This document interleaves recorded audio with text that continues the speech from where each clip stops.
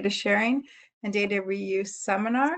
Just as a note, we will be opening up the poll, and feel free to share your location. Aaron, would you like to move to the next slide? Just as a reminder, the seminar series is supported by the Office of Data Science Strategy. Our goal is to facilitate a modernized and integrated, fair biomedical data ecosystem. As part of this goal, our seminar series focuses on data sharing and data reuse activities and initiatives that are supported within the NIH institutes and centers. Next slide. This seminar provides researchers within our institutes and centers the opportunity to share their research results that support data sharing. We also want to give each IC the opportunity to highlight their data science work. Before we get started, I have just a few announcements that I think would be of interest to the NIH community. Next slide, please. So there are two notice of special interest, NOSIs, for supplements. The first one is to support existing data repositories. This is an opportunity for funded repositories, regardless of your mechanism, to provide the adoption of FAIR principles as articulated in the desired characteristics for repositories, to strengthen the adoption of FAIR and trust principles, and to enhance or contribute to community-based metrics and standards or best practices of metrics, and to evaluate usage and utility and impact of your resource throughout its life cycle. So if you are a funded repository, I hope that you will consider looking at this supplement opportunity supported by my office. And the second slide also highlights the second opportunity, which is a reissue of our existing program to enhance software tools for open science. Oh, I lost the slide. There it is. This is, again, an opportunity for PIs of regardless of mechanism, more or less, to support engineering principles and add engineering colleagues to existing programs that will provide these tools a larger community access and support, as well as to make these tools research ready. So I hope that if you're a PI of a software grant, you will look at this notice of special interest and apply for the supplement. And noting the due dates are coming up within a month. The next slide is really my opportunity to introduce my colleague, Dr. Amir Khatibpour, who is a program director at the Translational Genomics Research Branch within the Division of Extramural Research at NIDCR, where he manages the bioinformatics, computational biology, and data science portfolios since 2019. He oversees activities at NIDCR in leveraging data science to advance their strategic plan and to implement data science and computational biology. So with this, I am going to turn it over to Dr. Khatibpour so that he can tell you a little bit about the activities and funding initiatives within NIDCR. Thank you so much, Amir, for joining us today. Thank you so much, Susan. Good afternoon, everybody. I'm very excited to have this opportunity to give an overview of NIDCR's data science, computational biology, and bioinformatics program. As Susan mentioned, I'm a director of the program, and this program is coordinated through the Translational Genomics Research Branch at NIDCR. This is a cross-cutting program, as most such programs at NIH institutes. This means it incorporates activities and funding across many different topics related to understanding dental, oral, and craniofacial diseases and conditions. To keep up with this fast-paced domain of computational biosciences, we keep a close eye on developing trends and data-driven research to develop a comprehensive funding strategy, and that strategy that is aligned with the mission of our institute and NIH, and with the NIH strategic plan for data science. Next slide, please, Erin.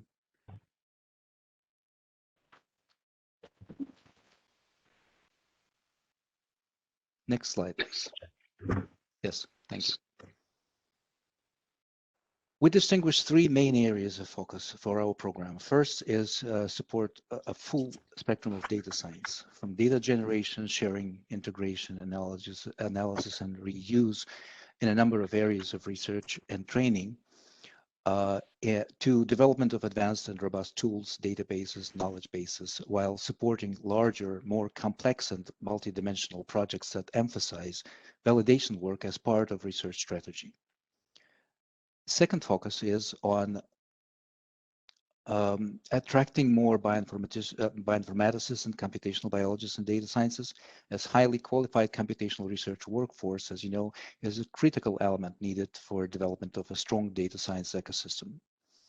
Third focus is NIH-wide big data effort leads us to also maintain our keen focus on collaborations with other NIH institutes and offices, including the Office of Data Science Strategy that hosts this wonderful seminar today. These collaborations will assure our institute continues contributing to the creation and the cohesive NIH-led creation of a NIH-led big data ecosystem and takes full advantage of this developing infrastructure. Next slide, please. The types of data that our funded research is producing include molecular, physiological, morphological, multi-omics data, and these are like maybe like a pretty common data types like DNA and RNA sequencing, genotyping, metagenomic, epigenomic, and other types of omic data. Phenotypical data constitute quite a sizable portion of the data in our portfolio. These are imaging data on facial development and dysmorphologies, facial landmarking data, microscopy imaging, and many other type of imaging modalities. Other types of data include clinical and health data, behavioral data, and we also see an increasing influx of biophysical data, such as spectrometry, heart tissue characterization, and so forth. The program's portfolio includes funded research in such areas as multi-omics analysis to identify risk genetic alleles, and these are just examples that I'm giving to you. Combination analysis that utilize omics data, related metadata, and EHR, and electronic dental record data to identify molecular pathways underlying dental oral and craniofacial development and malformation. We support computational and statistical method development and computational modeling to aid such things that modeling such things as treatment planning and optimization and outcome assessment. There's an untapped power and data emerging from these studies that lies in their integration, mining, and analysis. Therefore, development of data repositories and knowledge bases is another area where NIDCR has strong interest and continued activities. This program publishes a number of FOAs, funding opportunity announcements, and I highly encourage everybody who is interested in having good ideas for research projects to visit our webpage. It's easy to find. If you search for data sciences and NIDCR, you will find it, very easily. And of course, communication is the key. Keep in touch with me or get in touch with me. You will find my email address, and I will be happy to discuss your plans and ideas with you. Now, it's my great pleasure to introduce today's speaker, Dr. Yang Chai. Dr. Chai is university professor in the George and Mary Lou Boone Chair in Craniofacial Biology at the University of Southern California. He serves as the director of the Center of Craniofacial Molecular Biology and also as Associate Dean of Research at the Ostrow School of Dentistry at USC. He is most noted for his research on craniofacial development and birth defects, which has transformed the field and led to the successful rescue of cleft palate in animal models. He also studies stem cells and is currently using innovative 3D printed scaffolds seeded with stem cells to regenerate tissue for patients who have lost bone due to trauma, congenital defects, or diseases. His work resulted in over 160 scientific papers and numerous book chapters, and he recently completed a book on craniofacial development. Dr. Chai is a member of the National Academy of Medicine and is an elected member of the American Academy of Arts and Sciences. He's been continuously funded by NIDCR for more than 25 years, and his work earned him multiple awards, including the Distinguished Scientist Award from International Association of Dental Research. Dr. Chai will talk about PhaseBase, an NIDCR-funded comprehensive craniofacial data resource that currently is in its third stage of funding, with the audacious goal of becoming a primary and trusted data resource for craniofacial research worldwide. The title of Dr. Chai's presentation is FaceBase, a data sharing resource to support dental and craniofacial research. Dr. Chai is a great speaker, and I'm sure you will very much enjoy his presentation, and I know I surely will. So, Jan, please take it away. Hello, everyone. Thank you, Amir, for that very kind introduction. And thank you, Susan, also for putting this talk together for us to have the opportunity to share with you what we have done with FaceBase. So let me get the, you see my slides now? Yes, sir, we do. Great. Okay, so we can go ahead and get started. I'm really delighted to have this opportunity to share with you our progress on data sharing as the resource to support craniofacial research. As we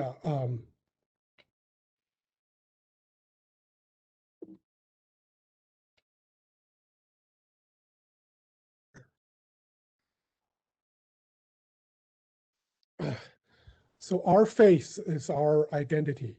Craniofacial deformities as a result of congenital birth defects or traumatic injury or diseases are particularly devastating. So FaceBase is designed to generate data to support craniofacial research. It was established in 2009 and with the mission to promote multidisciplinary collaboration and then using the data generated from the research community to support the research in craniofacial development, molecular genetics, and genomics. And we also have data from multiple species, including humans, the mouse model, zebrafish, and also chimpanzees. And the data covers the variety of craniofacial structures, as I will highlight throughout my talk. And these data sets, large data sets, have really provided a very rich resource to support the research people are doing in craniofacial research. So here I have a video I'm gonna share with you. This is basically highlighting what FaceBase is about. And we're just gonna try to play that and hopefully that will work.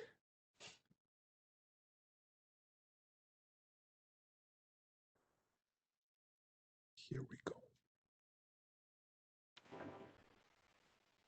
So FaceBase really serves as a one-stop shop for craniofacial researchers. Although about half of all birth defects involve the face and skull, scientists remain unclear about why most occur. A comprehensive and systematic understanding is needed of how the faces of healthy children develop and what goes awry to cause common malformations. With today's improved technologies, researchers can generate many gigabytes of information in a single experiment on hundreds of genes that are involved in the process. FaceBase was created to integrate this information into a meaningful whole, while adding new data to form a more comprehensive picture of this complex developmental process. Research in craniofacial dysmorphia could be accelerated and harder problems solved if researchers were able to collect and share their data and make it easier to find data that other researchers had produced. In the past, research data was either not shared or organized poorly, with thumb drives lost in the abyss of filing boxes by graduate researchers long gone before publication.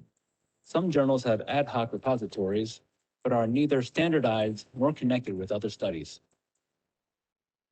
FaceBase is a comprehensive data repository that systematizes how data is presented. Basic curation and an underlying platform allow intuitive data entry with a wealth of metadata that add context and connections with other studies. FaceBase has become the standard in the field, adhering to FAIR principles for best practices in sharing and reuse of data for the craniofacial research community.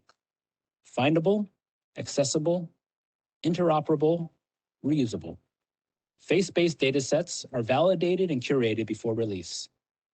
Most datasets have multiple replicates to ensure data quality and reproducibility.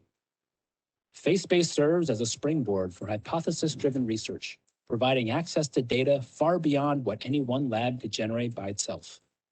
By sharing data at Facebase, you have contributed to a platform where we can cross-reference each other's data and validate each other's data. You can use this platform at Facebase as an opportunity to start future collaboration by working with others that will enable us to make discoveries that we could not do by working alone. Submitting to Facebase helps satisfy data sharing requirements from funding agencies like the NIH and from journals. Improve the reproducibility of your results by sharing well-documented reusable data.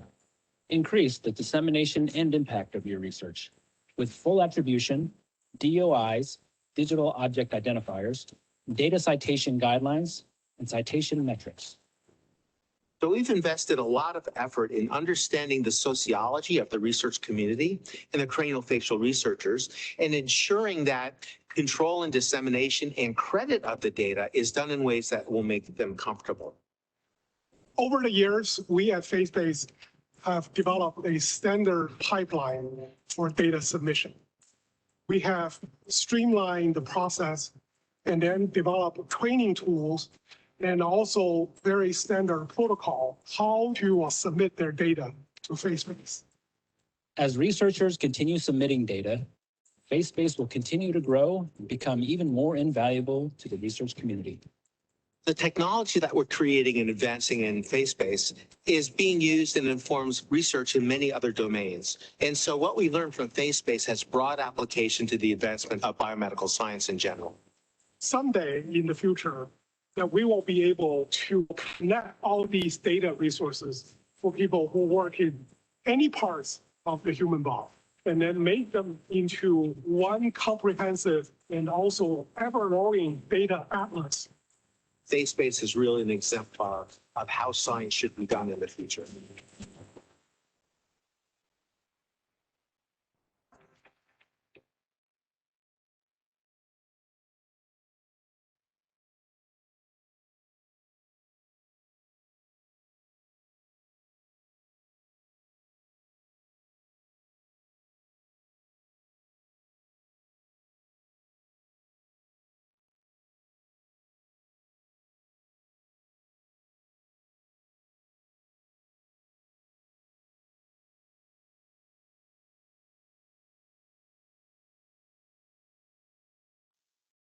Dr. Chai, if you'll just go back to your PowerPoint presentation. There we go. We should be able to see it.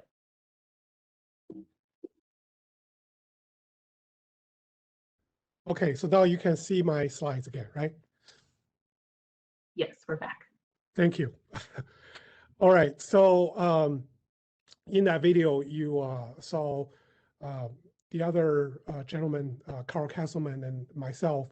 We are the PIs for Facebase program. So how do we ensure that Facebase may remain as a open platform to support craniofacial research? So we have a scientific advisory group that basically work with us and help to make sure that all the data we bring into Facebase are very important resources to support the research community. And we also have content experts and also an internal working group with expertise in computer science and data management. And then we work very closely with the NIDCR program directors. And you saw Amir earlier and the others who have worked with us.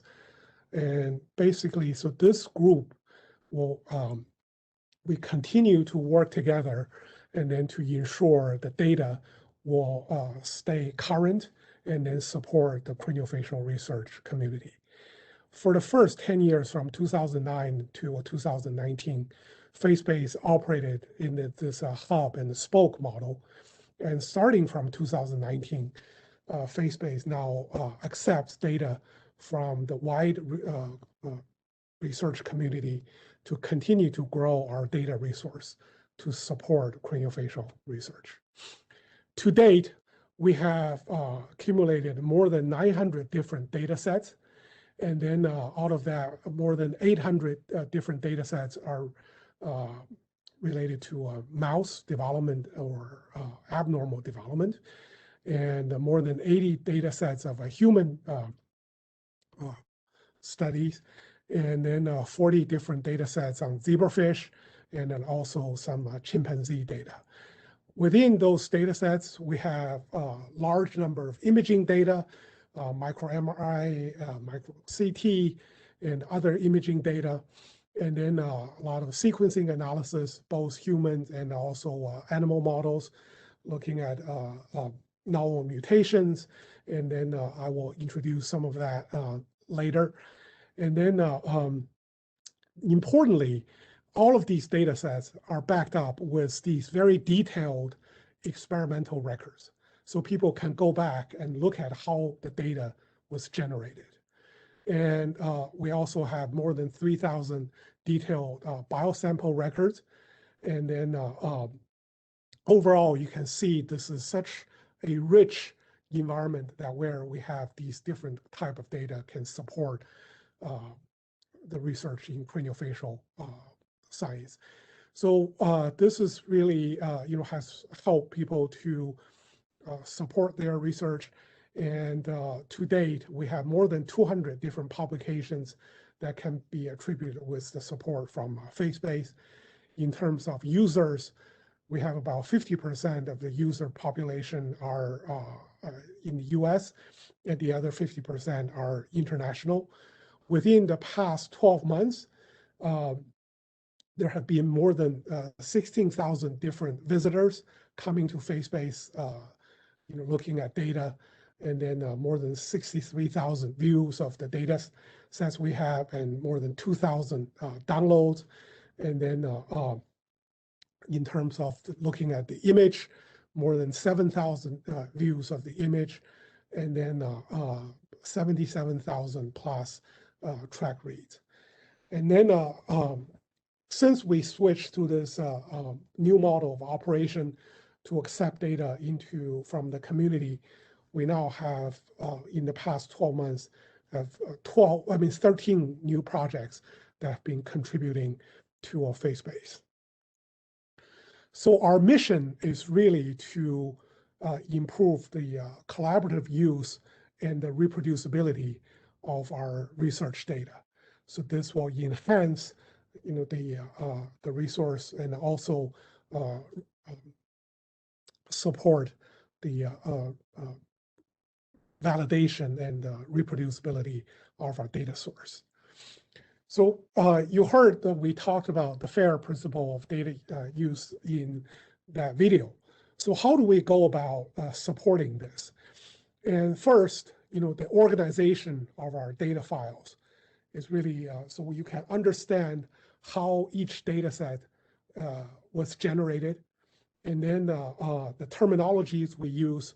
So we use the standard ontology that have been published, and then we also have that as a part of the resource on our FaceBase website.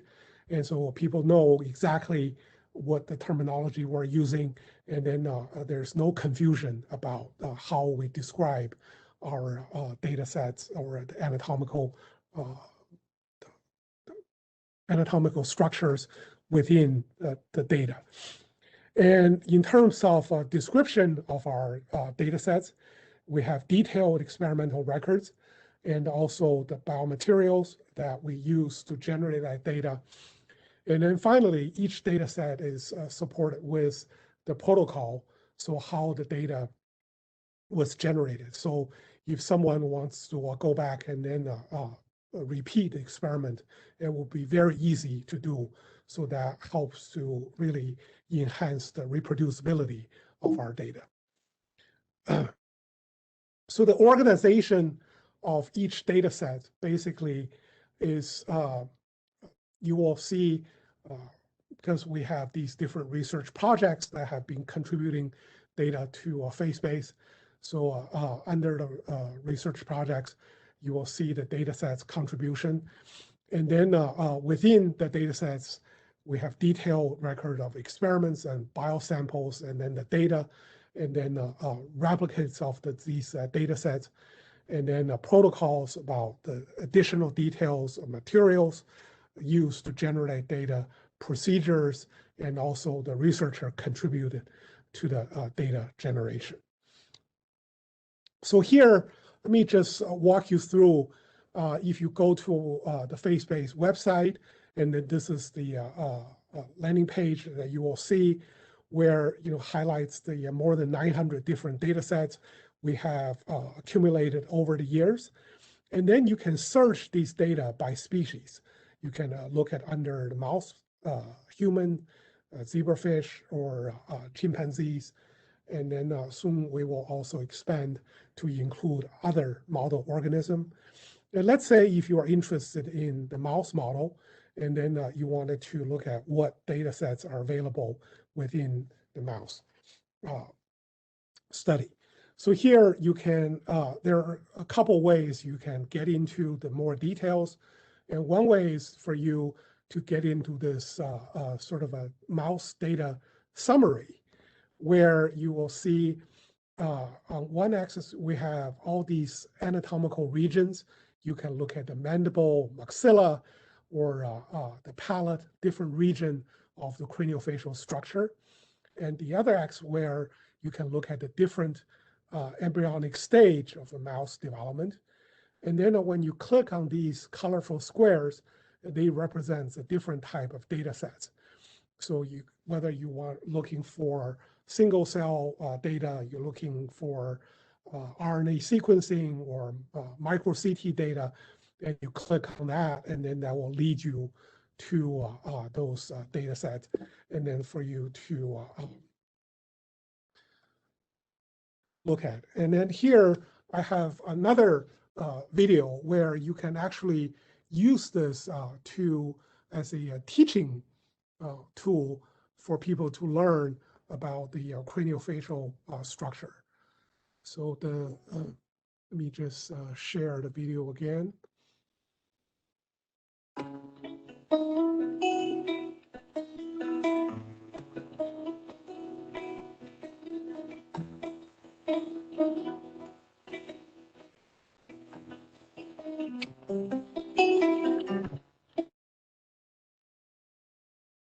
Sorry about that.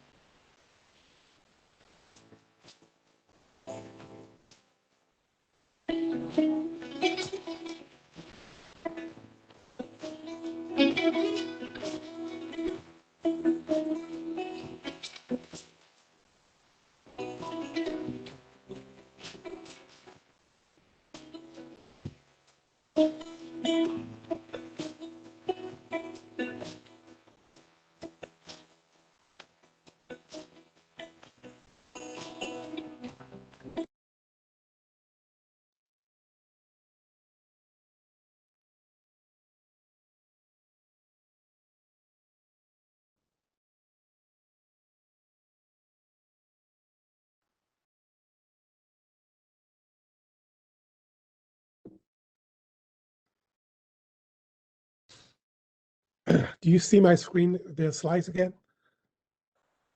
Yes, we do. Okay, thank you.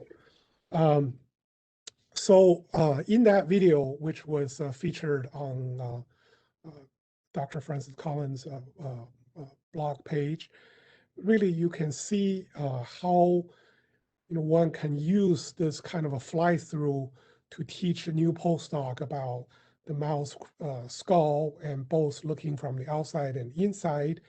And also on FaceBase, you can go and perform these landmark analysis, so that will allow you to actually do some of these measurements, so you can perform quantitative analysis of looking at what the normal mandible would look like and what the maxilla would look like, and then use that as a resource to look at like your own mutant model, which part has changed.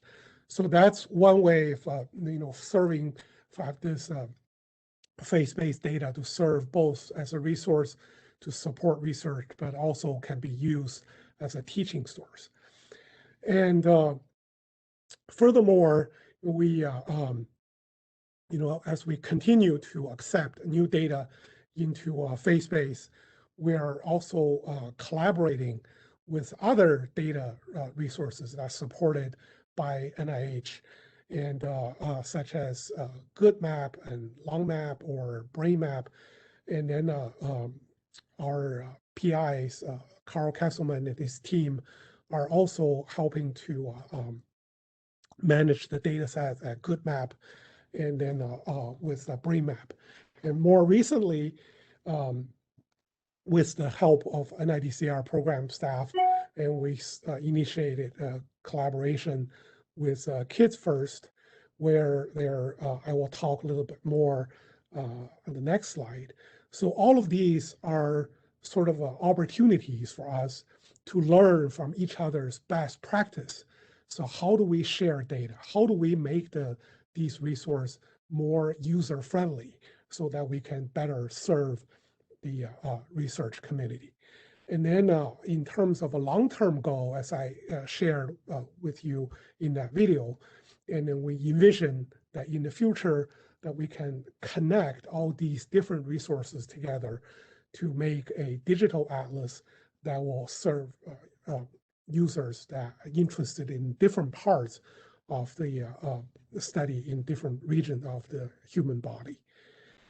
So the recent collaboration that we just started with Kids First, as you know, we have over the years collected a lot of data related to orofacial clefting, cleft lip and cleft palate, and also with human genome-wide sequencing studies. And then Kids First data resource also include genomic and imaging data on craniofacial birth defects, include orofacial clefting. So what we wanted to combine the resources, and in FaceBase, we have such a diversity in terms of our facial imaging and then our data resource. And then we want to bring in additional data from Kids First, and then basically use this sort of interaction to enrich both resources, and then to validate the data that we have, but also to combine these resources to continue to support the research in craniofacial birth defects. So how do you search this really large data resource at FaceBase? And when you look at the data browser, you can basically look at the experimental type, species, and look at by genes, look at by embryonic age, or the anatomical location. So if you wanted to explore the anatomical location, as you saw from that video, the skull can actually rotate, and then you can actually just highlight, let's say, the mandibles, which is your interest, and then you can basically wipe out the rest of the skull, and then highlight that and rotate it in any direction you want, and then perform measurements of the given anatomical landmarks. And then also you can zoom in to that region and allow you to look at the data that's associated with that anatomical region, such as, let's say, the proximal or distal region of the mandible development. And you can, when you look at the data set, so we have first a summary of this data, and then followed by visualization. And you can look into the genome browser and the surface model. I will go into details. You can see what I'm talking about. And then also the experiments help to generate that data, and then the data files to follow. So to zoom in, and here you can see this is the summary page of our data set. And then basically includes the DOI. So this is a data identifier. You can cite this in your publication. And then also who contributed this data, and then the keywords that can be used to search this data within FaceBase. And then embedded within the visualization part, and then also you can look at these into the genome browser to give you a better additional information about these data sets.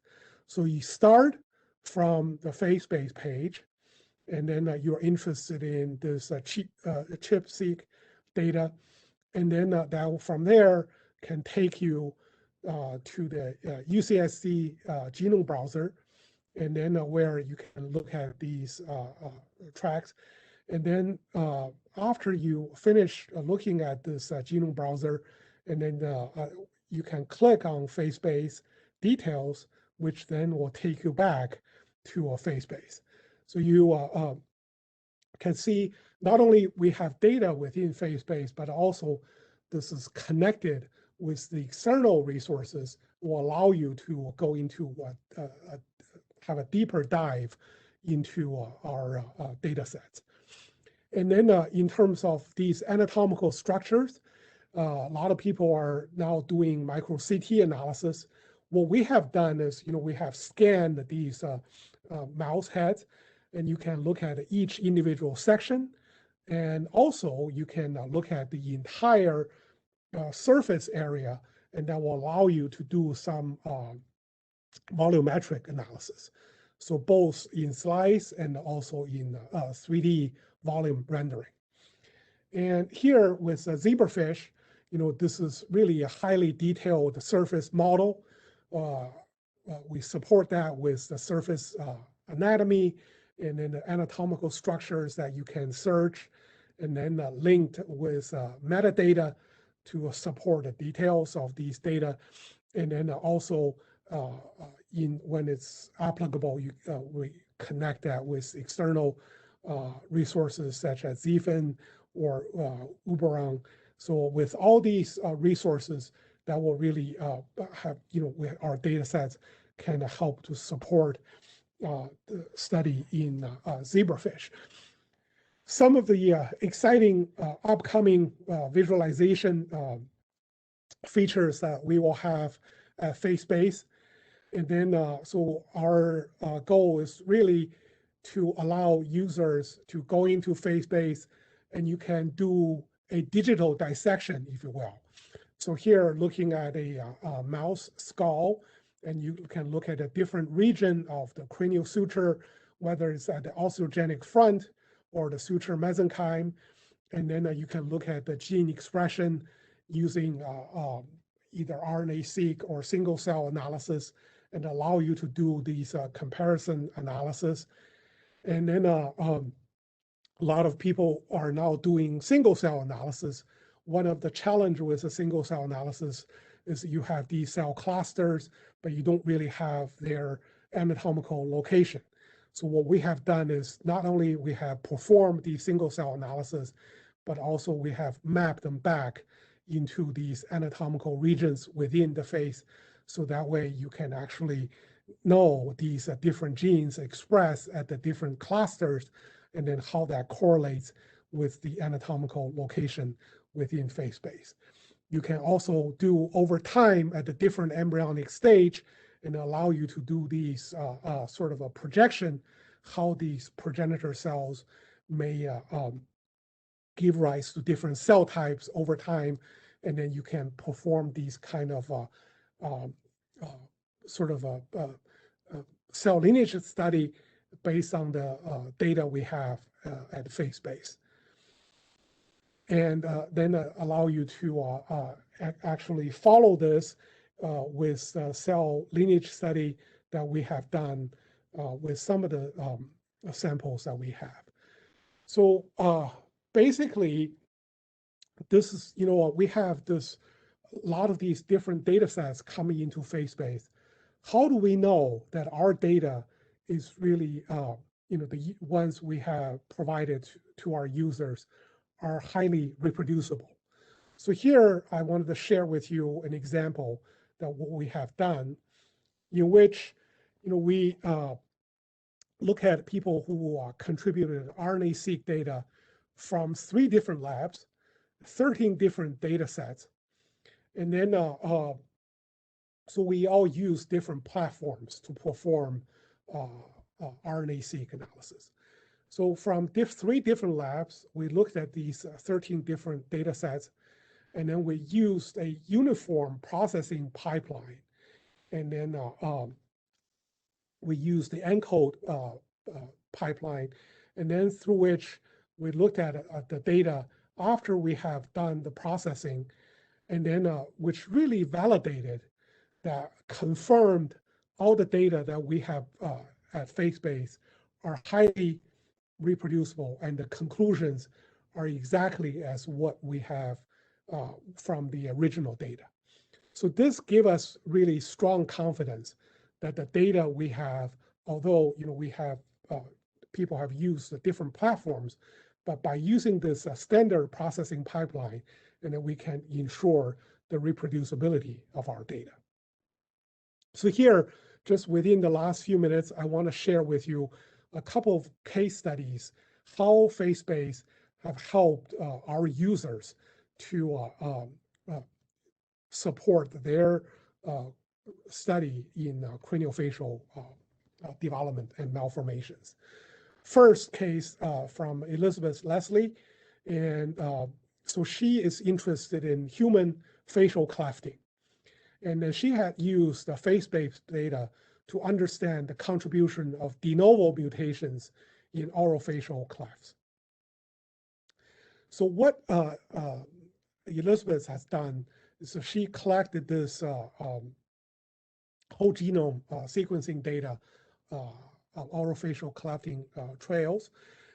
So she got data from South America, from the US, from European group, from African population, also Asian, and so collectively, and she also worked with kids first, and then she also used the data from PhaseBase, and collectively, she was able to get more than 700 trails that have these de novo mutations. And then from there, she was able to find these more than 800 coding regions that have these de novo mutations. And then if you look at a non-coding region, that's even larger. So how do you just look at this large data, and then how do you go about focusing and then finding the gene of interest, so you can really demonstrate that these mutations are truly responsible for causing orofacial cleft. And then so basically she used these data resources at PhaseBase, and then look at how these de novo mutations are enriched in the clinically relevant genes that we have available at PhaseBase. And then she also took advantage of a previous Spoke project at PhaseBase that was led by Dick Moss and Eric Liao's group, in which they have generated these large number of human studies where they identified mutations that might be responsible for causing orofacial cleft. And then this group quickly tested these mutations in zebrafish, in some case in mouse model, and then narrowed down the list to know that these mutations might be responsible. And then by comparing the list from Elizabeth's study with Dick Moss's group's study, and she was able to focus on these 3 genes that you see on the screen. So that's how these, combining these resources have really helped to support, her study in terms of identifying the genes of interest. Another case from Junichi Iwata's group, and so in his study, he's interested in microRNAs and how that may regulate certain genes to control craniofacial development. So he went into FaceSpace, look at the microRNA, RNA-seq, and then a microarray data available at FaceSpace at the particular embryonic stage, and then related to palate development. And then he focused on these particular 2 stages, and then compared the non-coding RNA and microRNA expression, and then found some interesting microRNAs. This is basically reanalyzing the data at FaceSpace for his study, and he was able to generate a large data sets using the FaceSpace data to focus on some of the microRNAs that might be responsible for controlling some of these key genes that have been known to regulate or have a role in orofacial clefting. So these 2 cases really help you to highlight, how using the gene expression data that can help to interpret and prioritize some of the new genes for orofacial clefting, or in the second case, Junichi was able to identify and experimentally validating some of these novel candidate microRNAs that may play an important role in regulating craniofacial development. So, we always tell people, why you want to share your data on FaceSpace. So this is a very dedicated, focused data resource on craniofacial and dental development. And then by sharing data at FaceSpace, it will increase the visibility and the impact of your research. And then you can cross-reference with publications. And also this satisfy the requirement for funding agency, NIH. And importantly, with the DOI, you will be able to share this data. This data will exist in cyberspace forever. So that will really allow you to use this data to continue to support the research of others can do. In terms of what we're developing in the future, and based on the survey we have done through the community and also our scientific advisors, and then we will continue to expand our data to include the chick model and also Xenopus. And then we also have identified some gaps in our data resource. And then we wanted to include the cell population, and then facial GWAS sequencing data, and normal range and disease associated variations. And then we wanted to continue to expand the mouse histology, like I mentioned earlier, that will allow you to do some digital dissection, link that with the gene expression, and then you can go back from there to 3D imaging, and then that will allow you to look at these different facial structures. And then there has been an explosion of single cell RNA study. And then so our goal is not only to have the single cell data, but allow you to map that back into the anatomical location, so you know exactly how the single cell analysis can help you to have a better understanding about normal development or abnormal development in the mutant models that we have studied.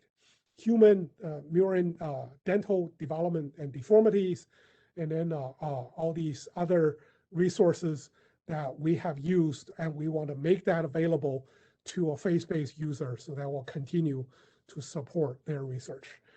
And wanted to thank the people, my co-PI, Carl Kesselman, and then Rob Schuler, Bridget Samuels, Alejandro, and Chris Williams, and then Joe Heisha, Tak Vuho, Yuan Yuan, who helped to work the curate the data, and then our partner at NIDCR, Amir, Lou, Alicia, and Katie, who meet with us every 2 weeks. Help to solve problems for us, and then bring resources and new opportunities to us, and then also our schools, and then the funding support.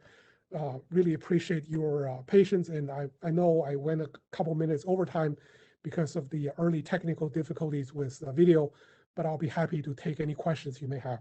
Thank you very much.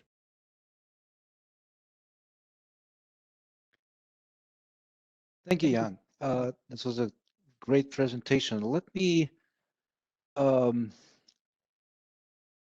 use this remaining few minutes to ask the questions that have been submitted through the Slido portal. So I guess there are two themes here. One, you actually have answered in one of your last slides about the other model organisms that FaceBase is considering to represent, and the other two themes are, one is how to connect with FaceBase, and the third one is how the access to control data is implemented and how the data sharing process of human data is implemented. Yeah, so thank you for these questions. So anyone, the FaceBase is an open resource to support craniofacial and dental research. So everyone can just log on and then begin to explore. And then if you're interested in mouse data or zebrafish data, so those are just, or the chimpanzee data, you can explore and then download those data sets. That's just freely available to anyone want to use. If you are, if you want access to human data, so there's a controlled access, you basically have to register, and then we will, basically grant the access, and then you go through that process. And in terms of contribution, for to a FaceBase, so of course, the human data, these are have some restrictions because they have to go through the IRB approval at the university or the level, and then from there that you work with the FaceBase team, and then so this data stays protected. So that's how we manage the data resources for both the users and also for contributors. In terms of sharing, so once you download the data, you can use that, and then we ask you to cite the data, with the data identifier, the DOI, so that way we know our data is really the FaceBase is supporting the research, and also we also like to hear your feedback. And in addition, we have a lot of these outreach programs at different conferences, and we try to use that as an opportunity to get to people how to use FaceBase data in order to support their research in craniofacial developmental biology. Thank you, Yang. I think we're running out of time. Susan may want to take over for the last. Happy to Yes, close the yeah. meeting, and I want to personally thank you, Dr. Yang, for this really lovely seminar. It's pretty remarkable what FaceBase has done in terms of connecting with other repositories and the data that you're serving in innovative ways. So thank you again for coming, and for Dr. Hatipo for the wonderful introduction and the work that you're doing at NIDCR. I hope that you'll join us next for the next seminar, which will be in May. I believe it's on May 14th, where Dr. Deanna Taylor from Children's Hospital Philadelphia will speak about integrating Common Fund program data sets for future selection and machine learning. So again, thank you so much, and we'll have a recording of this out to the community very soon. Thank you very much for the opportunity to share our work. And I really encourage you to go to our webpage, facebase.org, and then you can just explore, and then that will tell you how to use our FaceBase, how to contribute to FaceBase. All the information there available for you. Thank you again for the opportunity.